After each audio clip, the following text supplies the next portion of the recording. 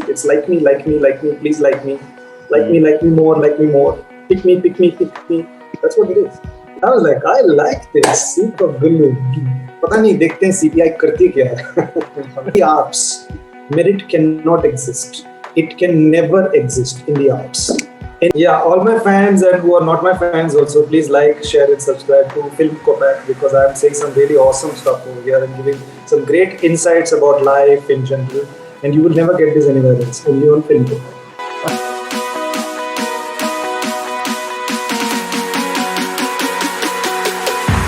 Welcome everyone to another episode of Film Kopak Conversations. I am Shubhadeep and I have Arup and Arnab Tampi with me. Our guest today is a very special one. Someone who has been a part of extremely interesting projects from the start of his career, doing absolute justice to all those challenging roles he has been offered. From being quirky villains to lady hunter, one-legged karate fighter to being an authentic Indian zombie, he has aced it all. His new film releases on 24th of this month, and his Twitter feed is a UNESCO heritage site, releases most interesting and hilarious tweets every single day. We will discuss all that and much more with Gulshan Devaiya today. Welcome Gulshan Bhai to our channel. Thank you so much for accepting our invite and taking time out of your busy schedule. Yeah, it's really busy. I'm very busy. Like I have so many things I'd rather be doing than talking to you all. Yeah, doing justice. Like everybody's seeking justice these days. So thank you for using the word justice with my work. That I do justice. So that's good to hear. Apparently, there's no justice around. So. At least yes. I am delivering justice. You absolutely are. All right. First of all, Gulshan Bhai, let us talk about Foot Fair. There is a lot of interest around the project and the trailer is extremely intriguing. Tell us something about the film. Tell us what to expect. Tell us about your role in the film. It's uniquely going to premiere on television. It's a first of its kind. And it's an Ant Pictures original film. So I think it's a interesting initiative taken by Ant Pictures to sort of bring cinema directly onto television. So I look at it as interesting because I think it will definitely, if the trend catches on, which I hope it should, a lot of filmmakers and producers, particularly people who produce small budget films, will be very empowered, and it will give them another avenue to sort of showcase their work. So along with OTT platforms, because theatrical release, anyways, it's very difficult and the business model is very suffocating and extremely rigid. And I think they have taken advantage of the whole lockdown situation as well, since cinemas are not open, and even when they're open, they're on 50% capacity, and there are lots of other variables also that are working against releases right now. So it's a good initiative. The film is a crime thriller. It's a cat and mouse chase between supposedly two very intelligent people. I play Vivan Deshmukh, who's a CBI officer, and since CBI is really in these days, so hopefully, yeah, people will that will draw people also into watching this film. पता नहीं देखते हैं CBI करती क्या है. So Vivan is a very extremely sure of himself. He's a very bright CBI officer, known for his unconventional techniques, but he's solved some really high-profile cases. So he's sent to Mumbai to solve these series of murders that are happening of these young women. And the killer, let's assume that it's one killer, so is leaving inscriptions on the body, calling himself or herself or itself Foot Fairy. So people can't, the local police can't. Apparently, the Mumbai police can't do anything. So the CBI has to come. Yeah, sorry, Mumbai police. I couldn't resist this joke. So the CBI sends its brightest and most honored officer to solve the case. So the entire film is a cat and mouse chase.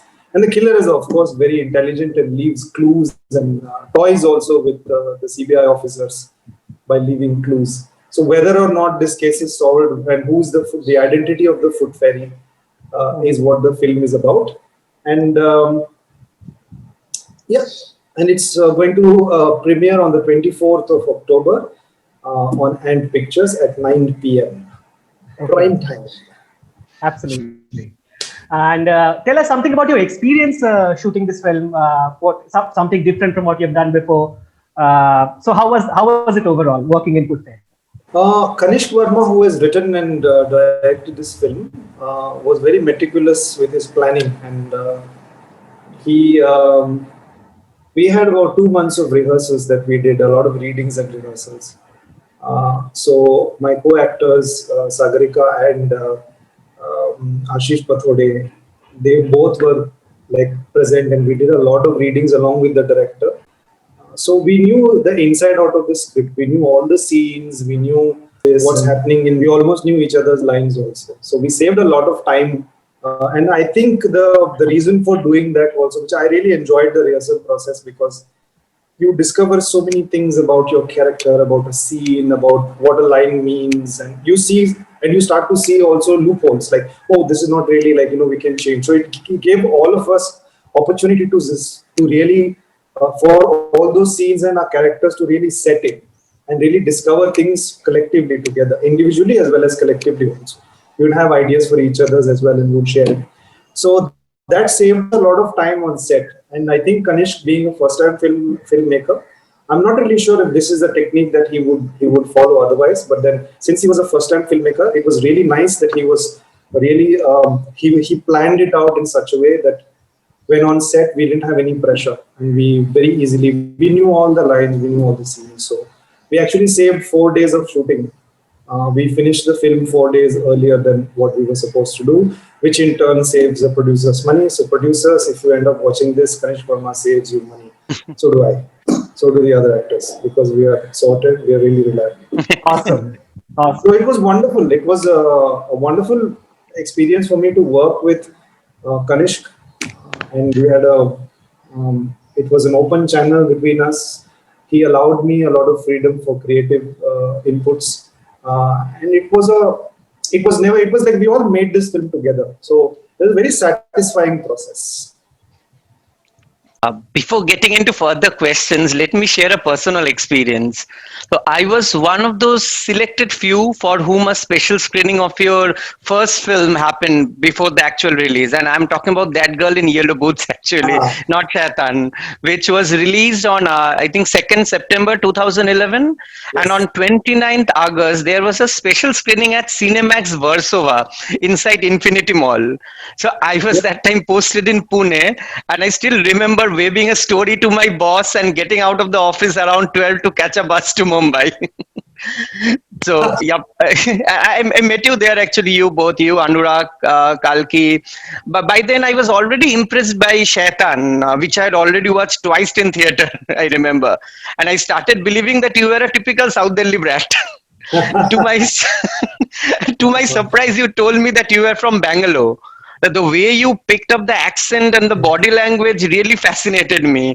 And then you seamlessly become a Maharashtrian as Mandar in Hunter, Gujarati in Golio Ka Raslila, Ramlila, even the British accent in Commando 3. Your accent is a major contributor in building up the character. And how do you do this? Is it a learning from the theatre days? I think so. I think I learned everything from theatre days. So the act of repetition, I have great value. I attach a great value for repetition. So the more you do it, the better it sets in, and sometimes even subconsciously also. Like you pick up a lot of things, a lot of nuance. Listen, repeat, listen, repeat. Thank you for bringing up Commando 3, because it was also criticized a little bit, and. I don't really have to offer an explanation. Since you brought it up, let me try to sort of give you an explanation. When you do a proper British or London accent, and when you switch from English to Urdu or Hindi, the switch of the accent, the transition is never smooth. And it unintentionally becomes funny in a film like Commando, where you're mouthing certain lines that are very stylized. That on day-to-day spoken language is not similar to the kind of lines that I was saying in Commando. So what happens is that, and I'm supposed to be the antagonist, the principal antagonist. And it has happened that sometimes certain characters unintentionally become funny, and that would be very detrimental to the kind of film that it is. So we had to strike a very careful balance. The accent was my idea, because I just wanted him to sound different, because it was my attempt to not play a stereotype. Like, it was my attempt to show that an Islamist terrorist can come from a very privileged background where he probably has not faced any racism in his life. And then the Yep. fact that he says that he's doing this for his people, but his intentions are very self-serving. He's doing it for himself because he wants to go down as a glorious warrior, and hence he compares himself to Salahuddin and all that. So it was my attempt to create a person who looks very he's from the subcontinent, but sounds very different. I thought that was I don't know how successful I was in actually creating that effect, but that was my honest attempt. So I had to tone down a lot of the accent because initially when I picked up the London accent, I had a lot of time. I had 3 months to actually prepare for it. Oh, so wow. I could really speak in a proper London accent, and but it didn't really help the character. So I had to really tone down the accent to sort of balance it in a manner during dubbing that the transition didn't seem really funny. You understand what I'm saying? So Yep. it'll sound like a Gora speaking in Urdu or Hindi. Oh, yeah. It's really comical when you're saying some bari Yeah, bari, right. punchlines. It doesn't sound like that. So this is my explanation. I don't know if anybody is buying it, but yeah. No, but like it made sense. Practice, repetition. So it always helps.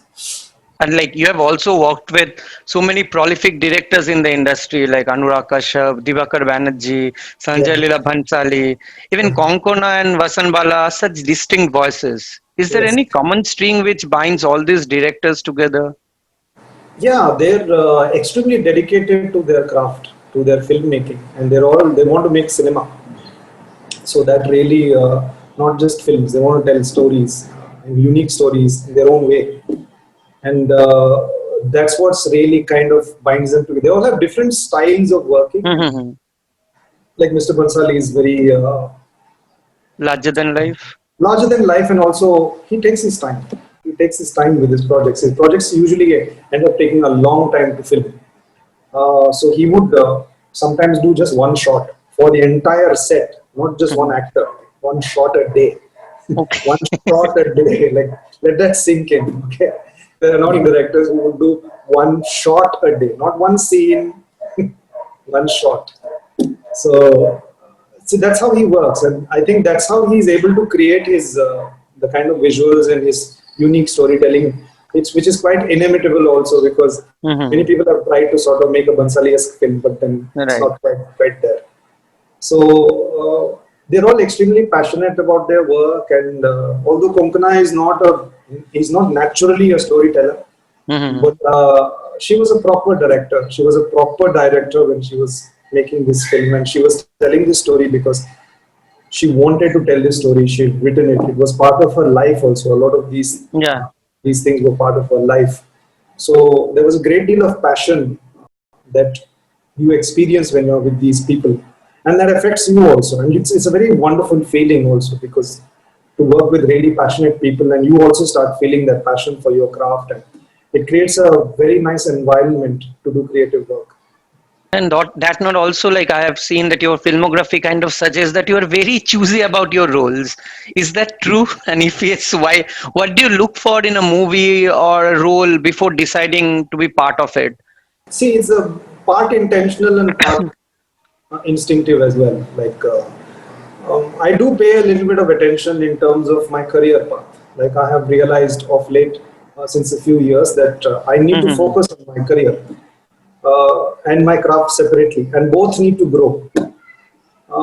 And for a long time, it was just my craft was growing. I was getting better as an actor, but I wasn't really happy with the way things were turning out in terms of my career. So that's where the conscious decision comes. So when certain projects come to me, I do think of, like, do I want to do it because it will be good for me? Am I repeating myself? Is it the same old? I know certain people want to have a career where they would monetize, probably, like, all the opportunities and make money. So there's nothing wrong with that. But I think instinctively, I'm a person who likes to try different things with my craft, because it's like an experiment. It's an adventure. I don't know what's going to come of it. And sometimes certain projects seem more interesting because I don't know how I'm going to do this. Let me figure it out.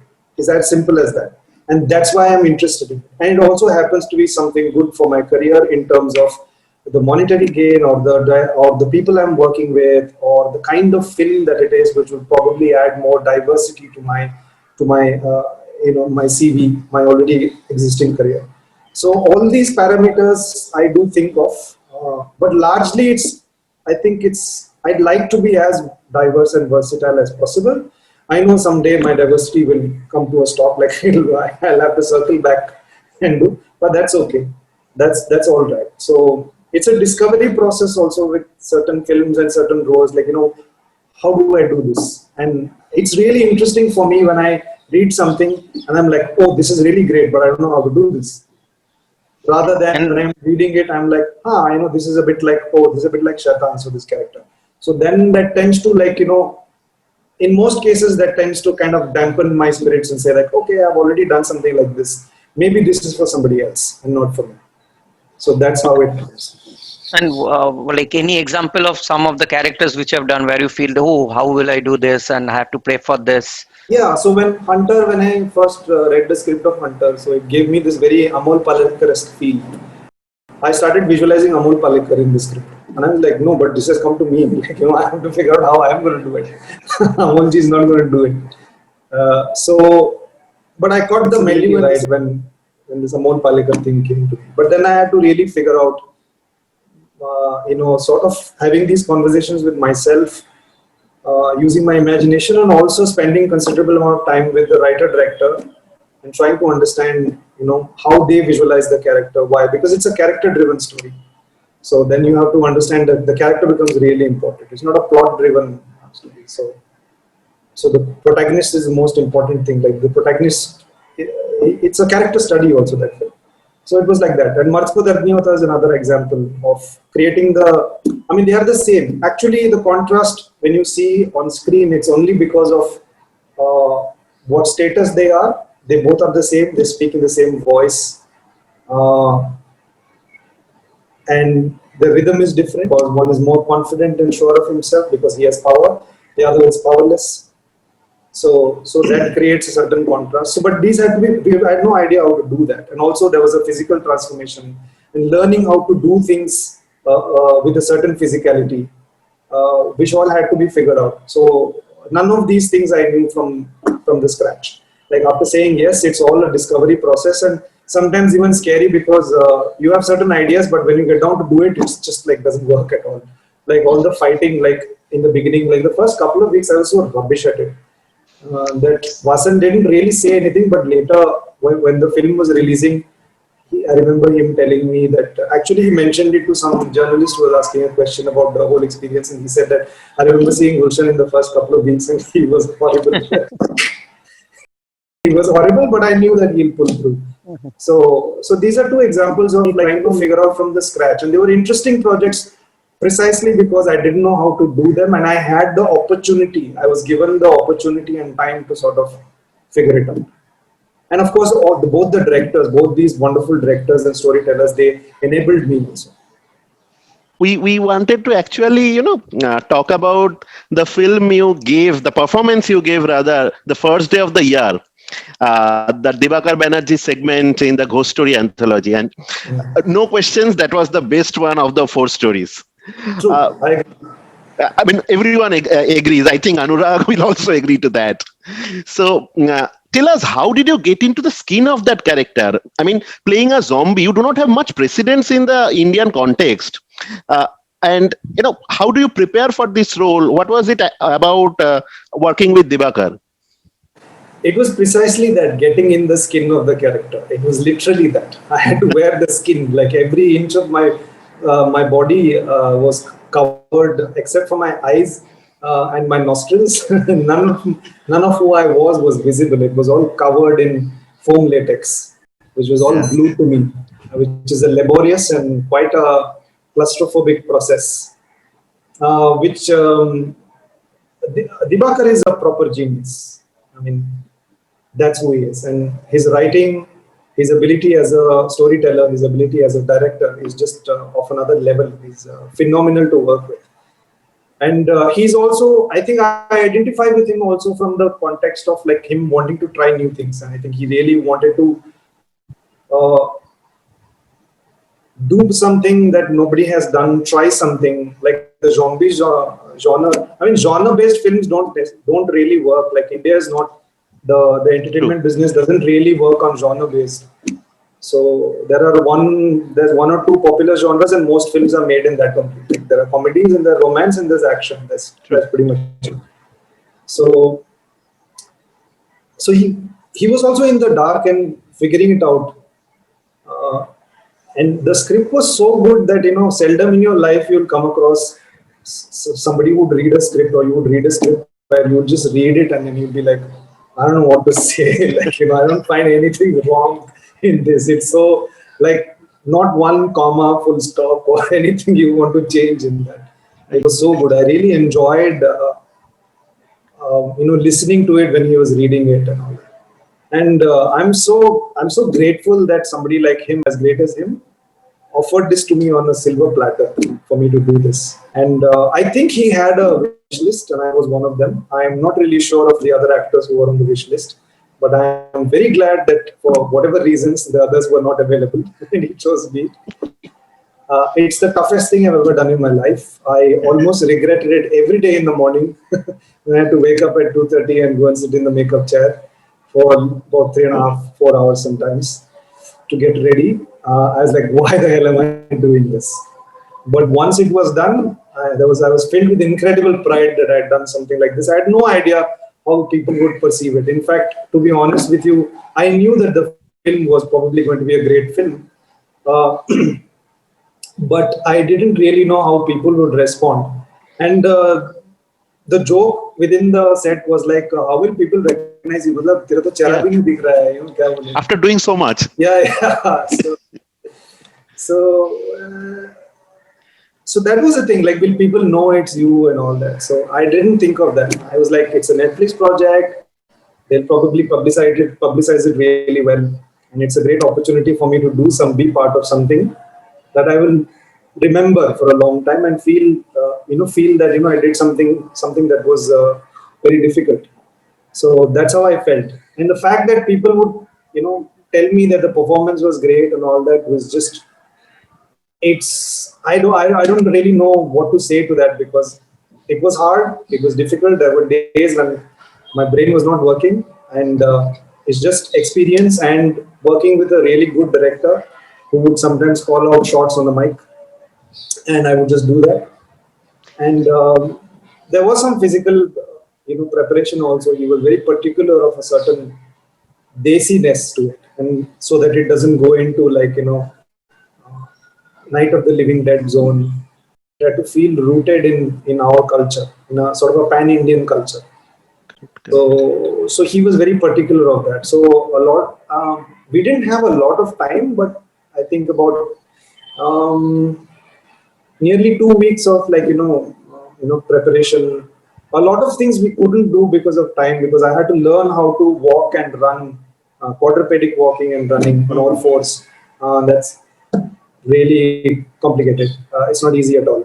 Also, for a person who has damaged vertebrae and ruptured L5 S1, it's even more dangerous. So I learned how to do it, but then we couldn't really manage it because during the shoot, the weather played such a spoiled sport. It was raining constantly. The prosthetic suit doesn't work in the rain, so I can't get wet at all. I can sweat inside, but from the outside, if there is moisture, then all the glue and all the hair starts to come apart. It doesn't work at all. So sometimes we would be working in short intervals. Like we would just go shoot, take one shot, and then it start raining quickly. There are umbrellas and plastic sheets around me. And I am sweating buckets inside, like because it's hot. Although it's raining, it's like really hot. So, but overall, just fantastic. In hindsight, fantastic experience. That was some performance from you. I mean, thank you for that. And tell me, so beyond that surface level, there is so much of a political commentary in that film. So did you discuss with Dibakar on that? That was something which we are having in the subconscious? It's very apparent. Whoever wants to see it will see it. Whoever doesn't want to see it won't see it. And that's what I really find brilliant about the story. If you take it literally, the way it is, like, oh, it was all a bad dream, then it's kind of interesting that way also. Or if you want to look at it as a metaphor for the inner monster, it still works. Or if you want to look at it as like them actually turning into monster, it works. Socio-political commentary, it works. It works at different levels, and that's why he's a genius. In Afsos, you play a suicidal man, depressed under his own failures. And, depression is such a uproar we are hearing these days. We have also heard some pertinent points from you in the past. After the last few months, what is your stand in the topic today? Firstly, let me clarify about Afsos, that in Afsos is not really about depression. So many people think that it is about depression, and we are sort of shedding light on depression because Nakul's character in that is depressed, but his suicidal tendencies he's not really suicidal. He's more attention seeking than suicidal. If he really wanted to kill himself, he would have been successful at first attempt itself. There's a reason why, and there's a line also that Dr. Shloka, his therapist, says also, no, कि मरना था तो मर सकते थे, नहीं मरे तो, because you don't want to, you're just seeking attention, and you're just like, you want to like wallow in that, like, sorrow. Right. Yeah. So, which is, you can kind of connect that to depression, but depression is not a very important part of that story, as you may have noticed otherwise.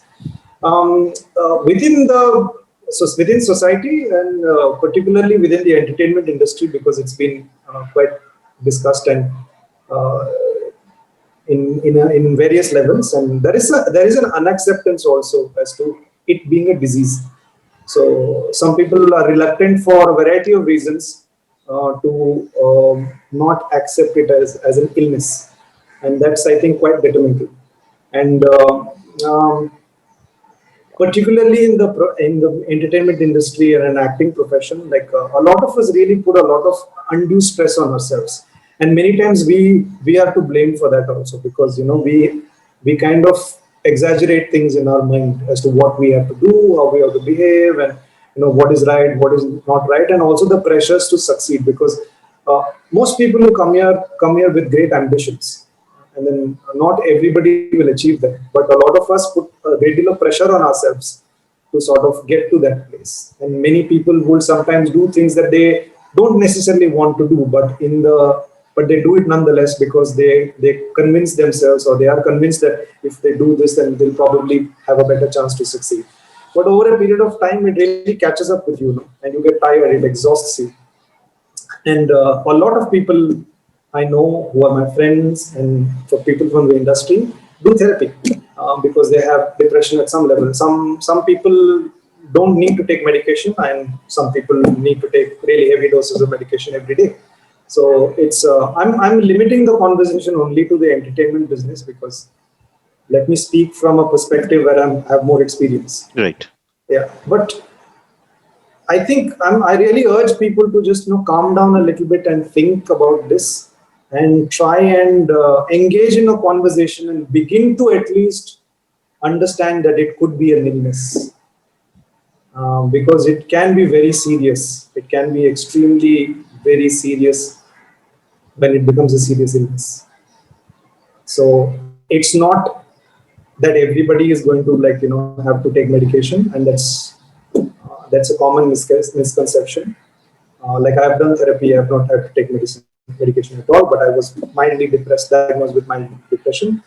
I know people who are friends of mine who are clinically depressed, who are doing much better, but they need heavy medication. So this acceptance is needed. I think people should slightly soften their stand in opposition and try and understand as to why this could possibly be a serious situation. Acknowledging this as a disease like any other disease. I'm not saying don't question it. Like, you shouldn't really, just because somebody is saying it, like, oh, don't buy it. Question it. Okay, question it. But give it some attention. Give it some attention and try to understand that it could be a problem. If so many people are saying it's a problem, rather than saying, no, it's not a problem. Right. It could be a problem. Just give it some attention and try and understand it. Also, talking about the entertainment industry, Another uproar is about nepotism. And here you are, you came from Bangalore to Mumbai, made your mark film after film. So do you think this is blown out of proportion in this one industry only? Yes, because it's the glamour industry, it's the entertainment industry, everything is, and we are also in the business of exaggerating everything ourselves. So yeah, it is blown out of proportion. It's not that it's not there, but I fail to accept it as a problem in a manner that other people seem to see it. Um, yeah, there's favoritism. There's a lot of other issues. The kind of power dynamics and the politics which uh, every industry has, like be it the finance sector or like the hospitality industry. Like every organization has its own power structure, and there are corruptions within that power structure which shouldn't exist. But then, with great power comes great corruption. So that's always there. That can lead to favoritism, nepotism, groupism, campism, cliques, like whatever. Like you don't get when your film releases, you'll get all the great show slots. Certain cinemas won't play you. So all these things are all there. So to pick on nepotism is a bit convenient. But also a lot of people don't probably consciously understand that in the arts, merit cannot exist. It can never exist in the arts, any of the arts, because everything is perception. It's subjective. True. We are like five of us here, all five of us will look at a painting and have very different reactions to it. One person may think this is the best painting ever. The other person may have the opposite, saying that, what is this? My dog can do a better painting than this. Another person is like, my grandmother's vomit is like, you know what I am saying? Yeah, get that. Yeah. So merit cannot exist. So if you demand merit, then it's wrong. On what basis are you demanding merit? On what basis? The only credible, measurable, quantifiable thing is box office collection, but that is also flawed. That is extremely flawed. It's not an even barometer. Only certain people can be, like you can use that measuring scale, and there also it's flawed.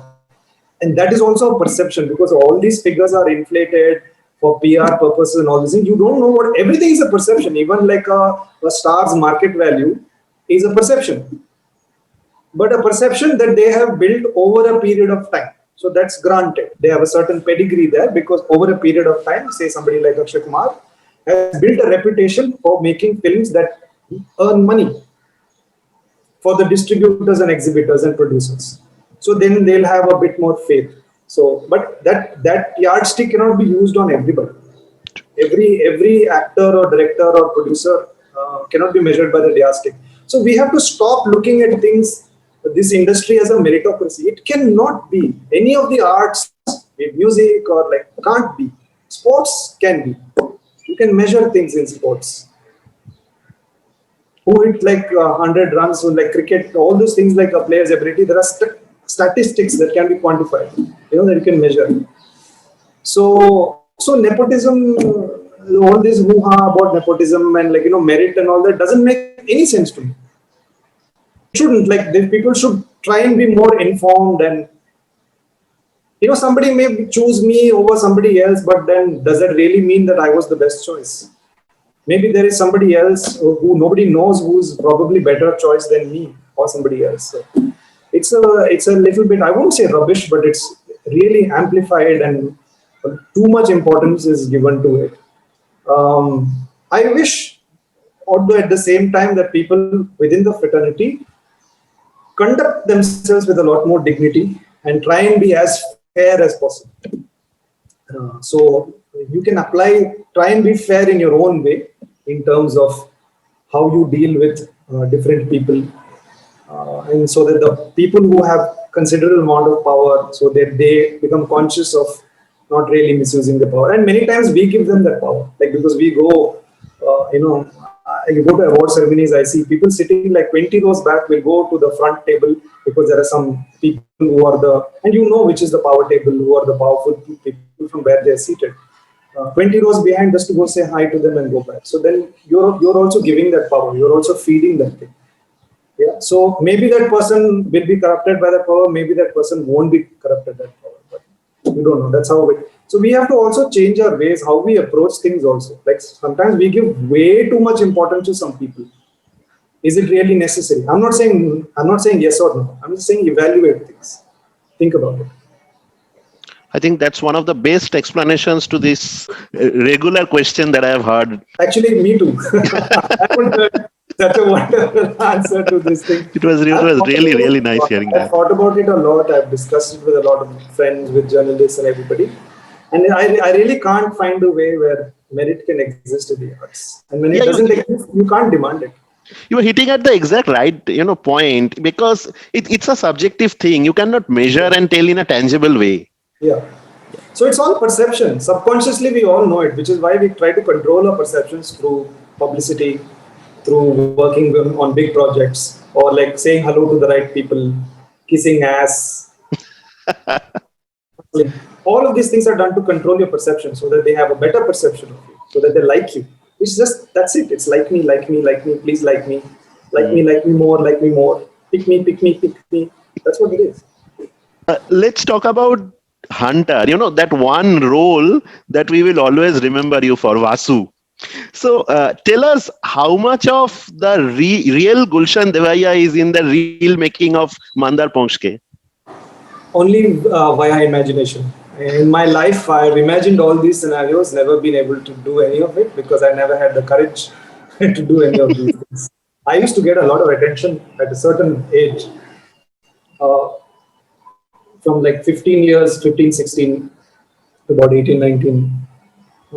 So from women, but I was so introverted, so naive and immature and just generally scared. So I never found the courage to even have a proper conversation or return a smile or anything like that. I was too shy. So, but I had thought of all these things, and I could see some of the other boys. I'm sure, young people, like men and women, would have experienced certain things that you see in the film, and that's why they identified with it also, and that's exactly why I identified with it as well. But for me, it was also the coming of age part, and it's like I said, it's a character study of how this person who's so insecure. Mandar is an insecure person, so that I had a lot of insecurity, so then I can identify with his insecurity. He built a certain wall around a system for himself to feel good about himself. But then as he aged and he was nearly 40 years old, he started to feel that it's not really working, his system. It's not making him feel better. He's feeling worse. So, and then what happens?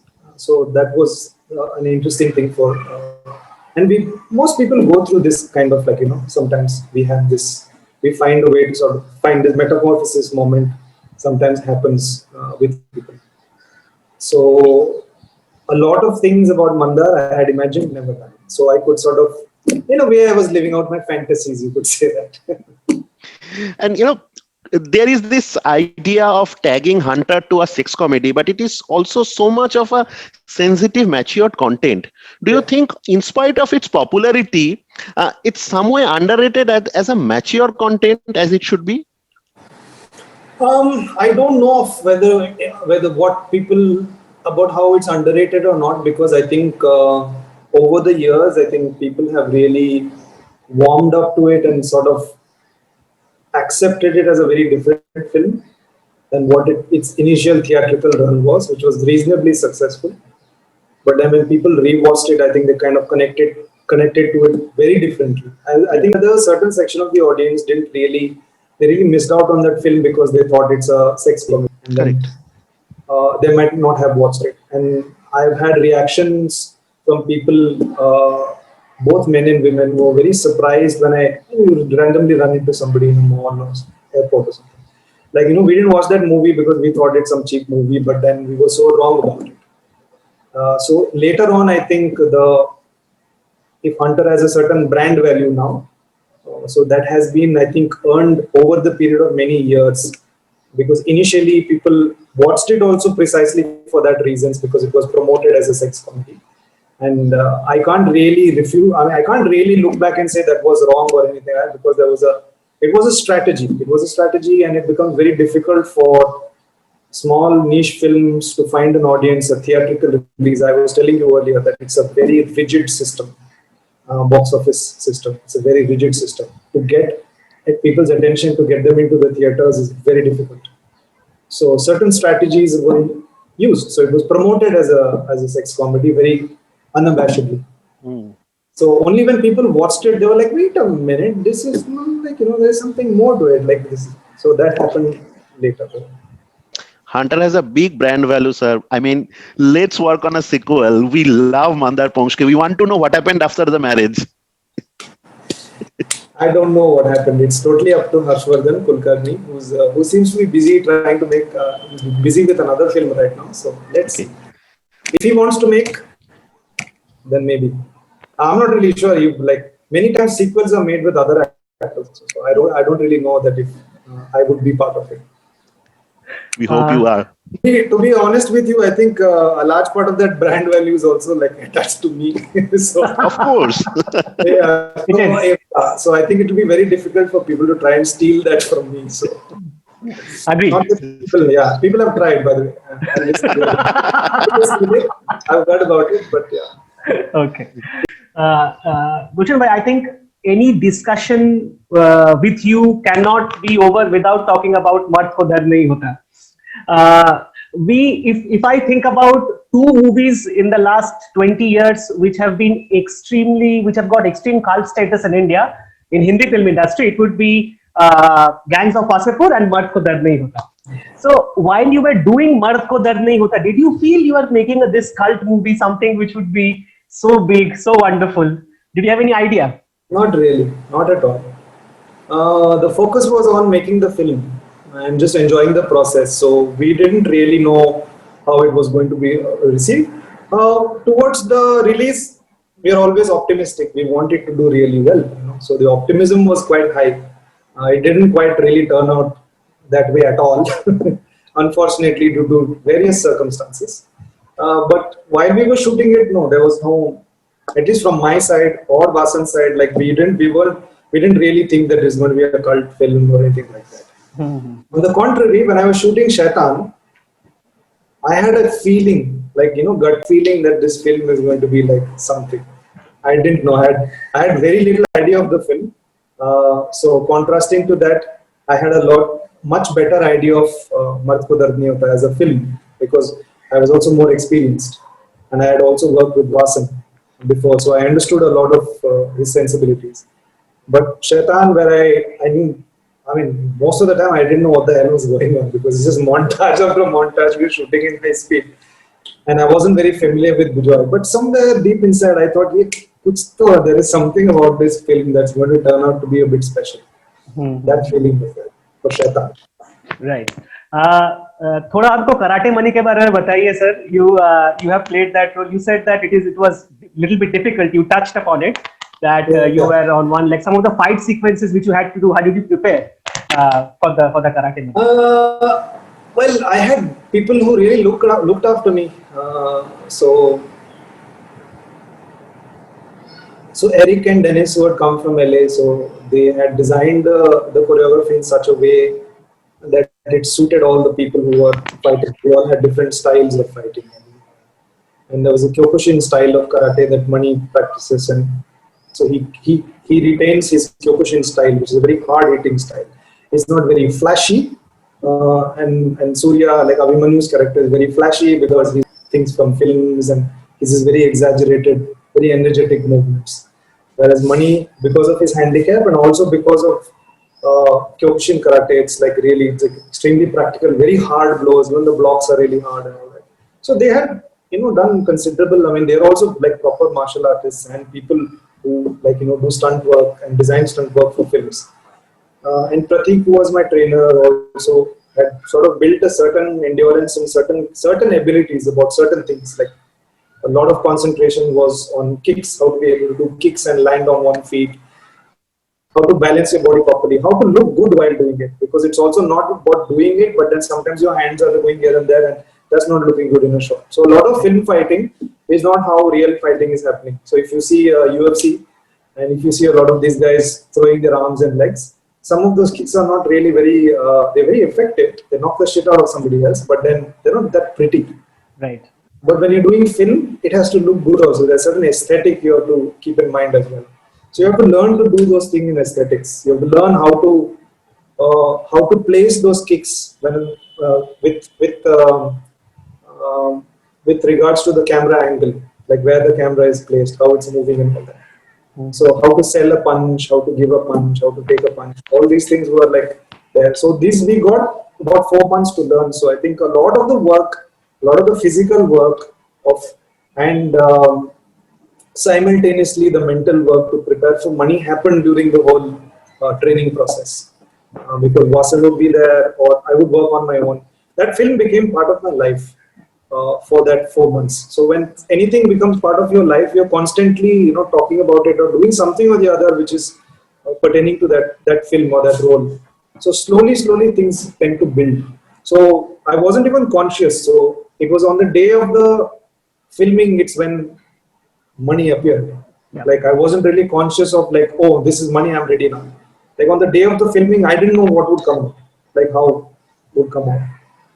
But yeah, I had worked on the voice, on a speech pattern and things like that. I had worked on separately. I wanted him to have a very unheroic voice because in the film he's built up as this karate man and the young kid really fantasizes about this great hero champion. So when he actually meets him, he has a very flat, unmanly, unheroic voice. He's shabby. There's no style. There's nothing cool about him. It's like the opposite of all those things that he had imagined. True. So those things I was conscious about, and they really worked out. Mm-hmm. And then Jimmy was I didn't even do any work on Jimmy. Like nothing. I was so relieved to just actually be able to put the other foot down. So, Jimmy is a result of that sense of relief. Oh, I don't have to keep these feet hanging now. I can balance on both feet. Yeah, yes. Something which we'll never forget actually. Jimmy and Karate Money. That those scenes stay with us actually. Karate Money is really a lot of people don't really talk so much about Karate Money because he's not entertaining. Mm-hmm. But in order for Jimmy to be this entertaining character, if I hadn't worked on Karate Money, I don't think Jimmy would have ended up the way he was. Right. That colorful, relaxed sort of that thing wouldn't have happened. So I was very conscious and also about getting Karate Money right. We had some references, but then there were only few references. The rest of it is just like repetition, practice from the outside in, and then few ideas that I had. Fortunately for me, they really worked out. Like the voice, the speech pattern, that really worked out. Like you said in the movie, the Rajnikant will need the Kamal Hassan, right? For the Rajnikant to be memorable. Yeah.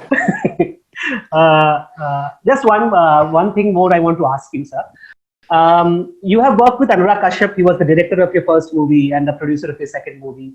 So you watched him very closely. Could you tell us something about Anurag which the fans do not know?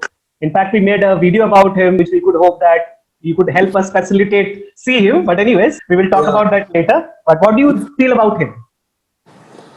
I've known him since 2008. The first time I met him was outside the same theater where you saw That Girl in Yellow Boots, where he was having a private screening of Panch. So that was the first time I was introduced to him by some of my friends.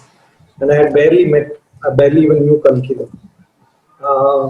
Ever since then, this has pretty much been my relationship with Anurag Kashyap. That whenever he is in the room, he talks, everybody else listens. At least I do. There's nothing really that I want to tell or ask or anything like that.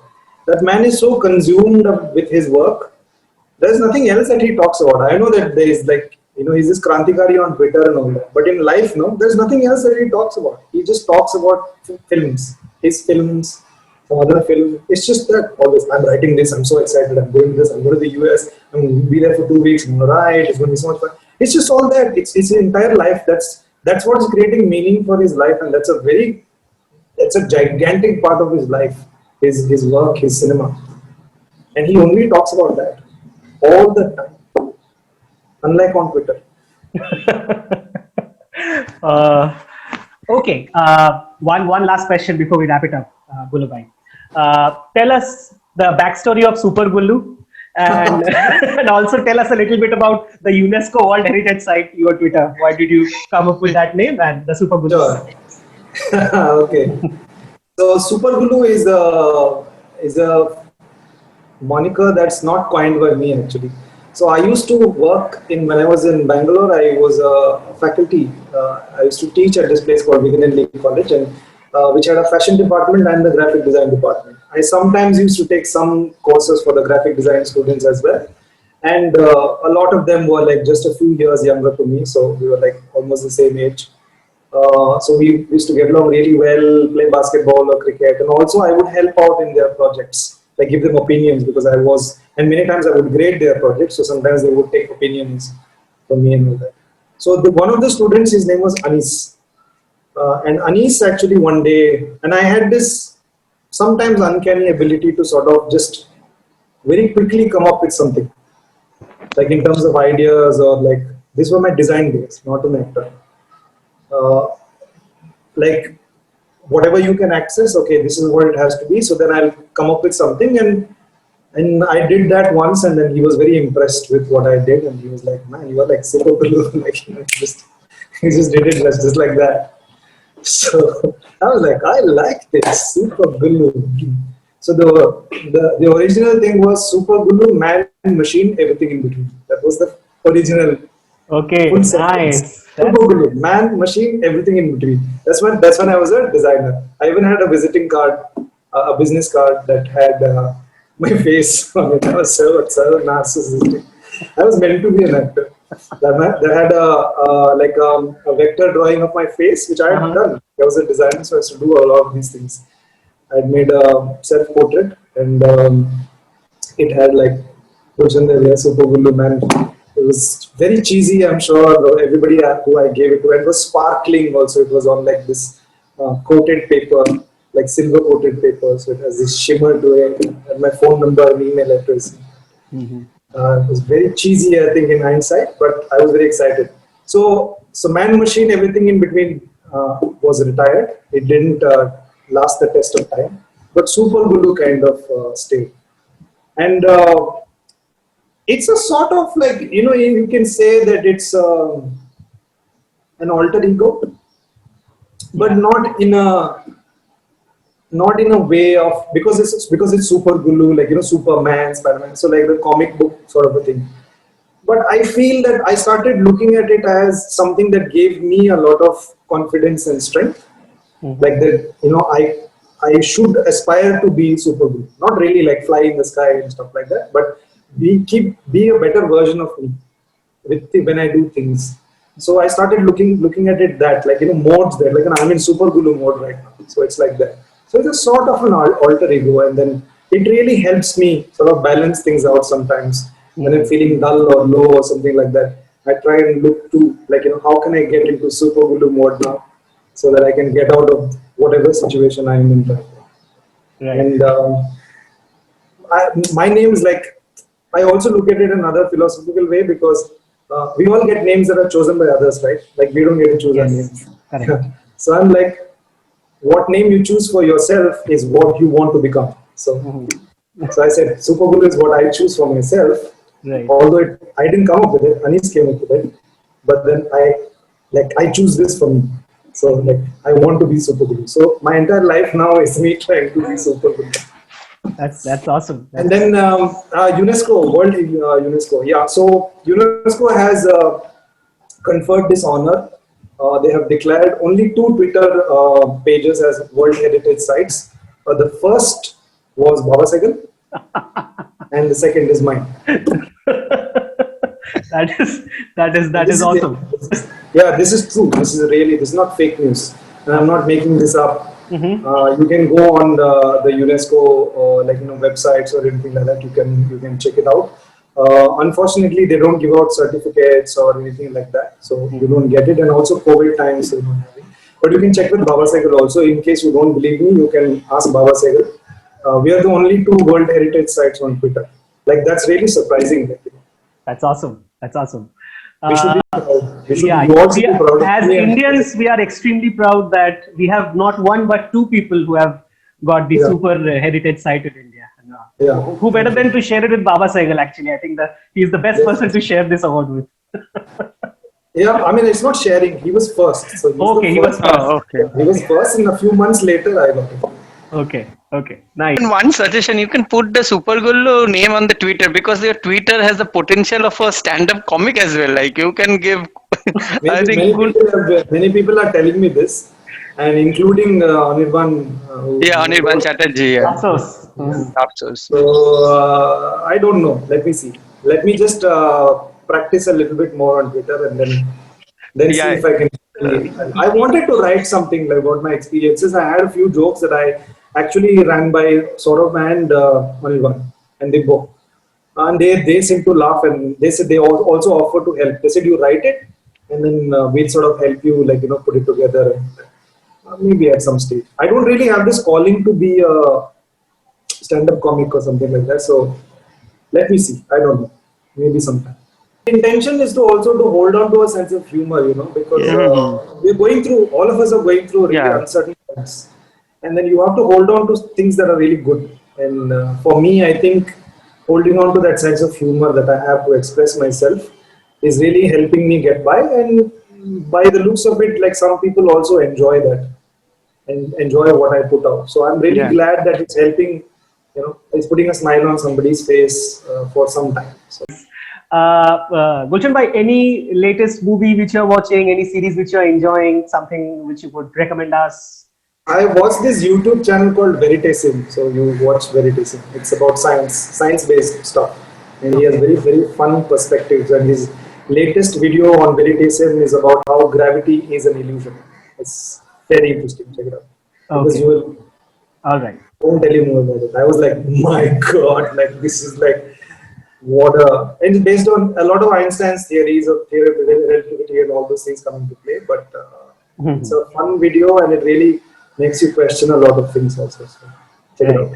Right. Okay. I think that's about all the questions which we have. It was wonderful interacting with you. We wish you all the best for Put Perry. We really look forward to watch it.